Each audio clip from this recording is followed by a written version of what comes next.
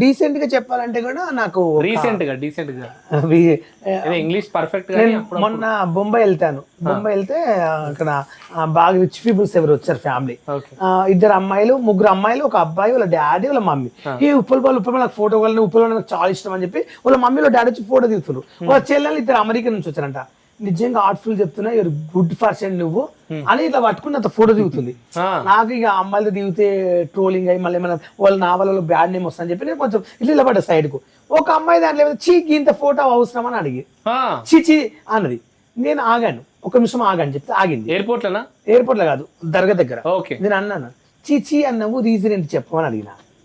చీచి అన్నావు, మీ మమ్మీ మీ డాడీ దిగిన మీ చెల్లి దిగిన ఫోటో, వాళ్ళు అందంగా ఉండ్రు, నువ్వు నల్లగా ఉన్నావు, అసలు నీతో ఫోటో కాదు కదా, నీ మొగ నేను పిలిచి మాట్లాడుతుంటే నాకు ఇజ్జత్ పోతుంది, ఒకటి చూసుకో, వీళ్ళిద్దరికి మంచి పెళ్లి అవుతుందేమో, నువ్వు నిజంగా దరిద్రంగా ఉన్నావు, నేను చేసుకుంటాడు ఎవరు కూడా చేసుకోడు కూడా నీ వీడియో పెడితే